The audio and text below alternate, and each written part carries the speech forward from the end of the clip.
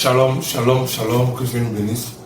Nous avons 5 minutes pour comprendre ce qui arrivera à la Côte d'Ivoire. Pour comprendre ce qui arrivera à la Côte d'Ivoire, il est important de savoir qu'est-ce qui s'est déjà passé et ce qui risque d'arriver. Nous sommes à quelques mois des élections. Il est important que chacun d'entre nous, pour chaque Ivoirien, pour chaque personne résidant sur le territoire de Côte d'Ivoire, de savoir comment faire pour que les choses soient dans le sens que veut le Dieu d'Israël. Pour historique, la Côte d'Ivoire a connu une crise politico-militaire il y a quelques années qui a engendré énormément de morts. C'est une situation que le Dieu d'Israël ne veut plus pour cette nation qui le prie et qui l'évoque. Mais il est important pour éviter que les mêmes causes produisent les mêmes effets.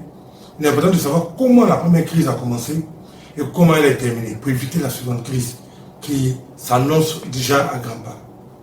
La première crise a commencé lorsque le président Laurent Gbagbo était au pouvoir et a commencé à diriger le pays. Il y a eu une crise militaire où il y a eu une rébellion, etc. Et ce sont des choses qui ne sont pas extraordinaires parce que, en général, chaque nation a son modèle d'évolution. Tous les pays sont passés par des moments de crise et de difficultés. Le président Laurent Gbagbo s'est fait entourer de guides religieux, que ce soit musulmans, chrétiens, etc. Il s'est fait entourer de guides religieux pour le conseiller. Malheureusement, dans son désir de s'entourer de bonnes personnes, il a fait appel à des pasteurs coronavirus.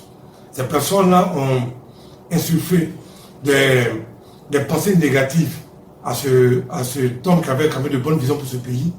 Des gens à tout moment qui voyaient le diable partout, des gens à tout moment qui voyaient la théorie du complot partout, des gens à tout moment qui mettaient une atmosphère de suspicion au sommet de l'État.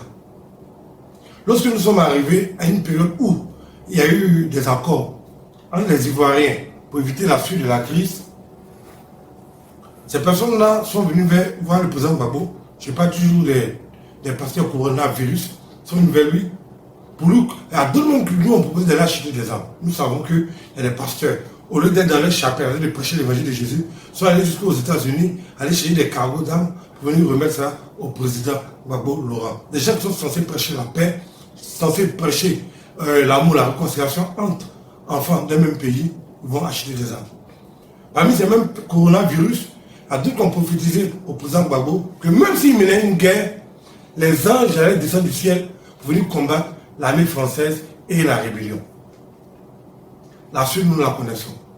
Tout le monde a fui le pays. Le président s'est enfermé son bouquin, abandonné de tout le monde. Il a été arrêté par les forces onusiennes. Et ce même scénario catastrophe qui s'est passé en 2010-2011 en train de se reproduire avec le président Alassane Ouattara. Parce que les mêmes guides religieux, quand les guides religieux font des choses dans ce pays, ils ne sont pas inquiétés. Les mêmes pasteurs coronavirus qui sont en train de prophétiser des catastrophes. Comment quelqu'un qui est assis dans un salon ou bien dans sa maison, et il est heureux et il proclame la mort d'un père de famille et d'une mère de famille. Voici un coronavirus d'abord qui s'est levé, qui a décidé de ressusciter Didier Arafat. Ce même coronavirus de pasteur a persévéré en annonçant la mort de certains individus. Moi, je pense que les erreurs que le président Gbagbo a fait pendant qu'il était au pouvoir ne doivent pas être reproduites par le président Alassane Ouattara. Parce que si ce genre d'individus qui mettent à mal la cohésion sociale, au lieu de prêcher l'évangile, afin qu'il y ait des conversions, et plus il y a des conversions, plus le royaume de Dieu augmente. Et quand le royaume de Dieu augmente, alors la paix vient dans une région ou dans un pays. Mais des gens qui sont toujours en train de crier à la catastrophe, à la mort, au sang, au meurtre et à toutes les tragédies, ce sont des choses qui sont néfastes pour la stabilité d'une nation.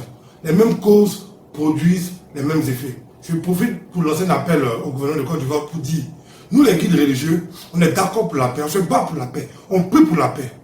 Mais de grâce, lorsque des gens lancent des discours incendiaires, annoncent la mort de certains individus, pendant que leurs enfants sont sur les réseaux sociaux, en train de naviguer sur Facebook, en train de naviguer sur YouTube, et puis tu vois dans une vidéo qu'un individu quelconque se lève pour dire ton père va mourir, ta mère va mourir, le fils d'une dame qui est là, on annonce sa mort sur les réseaux sociaux, son enfant en train de naviguer sur Facebook, puis il voit qu'on annonce sur les réseaux sociaux la mort, la future mort de sa maman.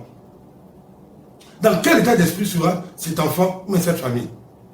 Donc je profite, je réitère encore, je lance mon appel aux autorités politiques, religieuses, judiciaires de Côte d'Ivoire, vraiment pour qu'ils interviennent afin de mettre fin à ce phénomène de coronavirus. ce même phénomène de coronavirus pastoral a emporté Babo Laurent. Il ne faudrait pas que ce même phénomène de coronavirus pastoral puisse mettre en mal le pays, ma Côte d'Ivoire, que j'aime beaucoup, en octobre 2020.